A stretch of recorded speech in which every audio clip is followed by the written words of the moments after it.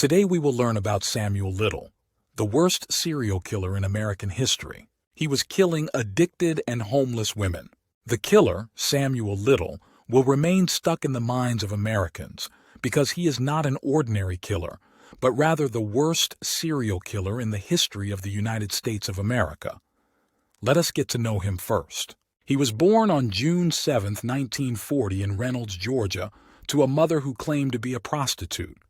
Shortly after his birth, his family moved to Lorain, Ohio, where he was raised by his grandmother, then attended Hawthorne Junior High School.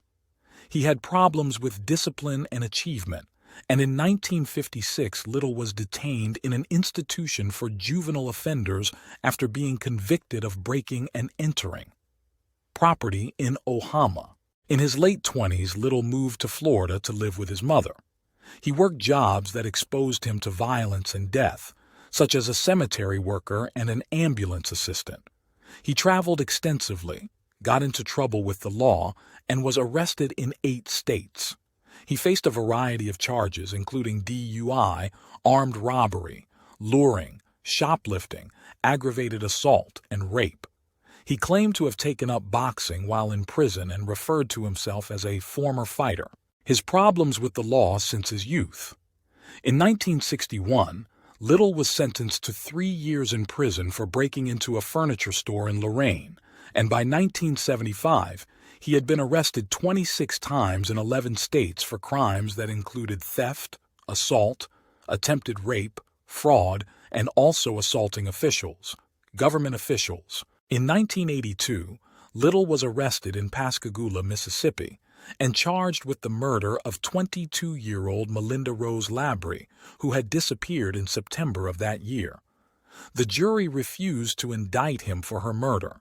However, during his investigation, he was extradited to Florida and tried for the murder of 26-year-old Patricia Ann Mount, whose body was found in September 1982. Prosecution witnesses identified Little as having spent time with Ann Mount the night before her disappearance, and Little was acquitted in January 1984 due to a lack of confidence in witness testimony. Little then moved to California and resided near San Diego in October 1984, where he was arrested on charges of kidnapping, beating, and strangling 22-year-old Lori Barrows, who survived. A month later, police found Little in the back seat of his car with a woman who had been unconscious after being beaten. Strangulation, and in the same place as the attempted murder of Barrows. Little served 2.5 years for both murders, and upon his release in February 1987, he immediately moved to Los Angeles and committed 10 additional murders. Little was arrested on September 5, 2012 at a homeless shelter in Louisville, Kentucky, and extradited to California to face drug trafficking charges. Authorities subsequently tested his DNA to prove his involvement in the murders of Carol Elaine Elford, who was killed on July 13, 1987, and Guadalupe Duarte Apodaca, who was killed on July 3rd.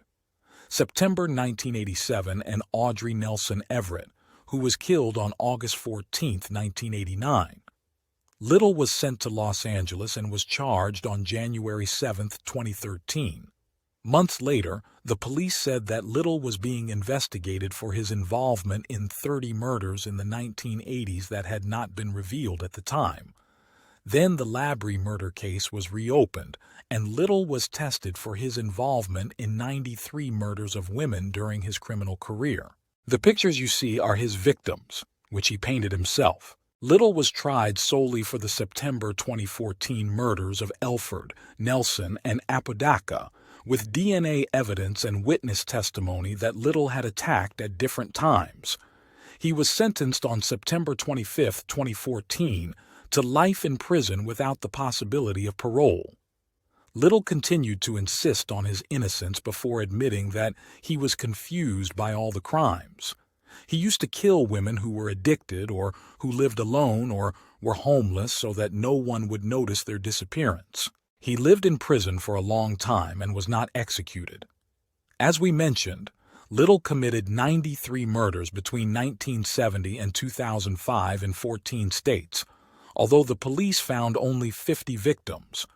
Portraits of a number of Little's victims were drawn, and these images were released by the FBI in hopes of identifying some of the victims.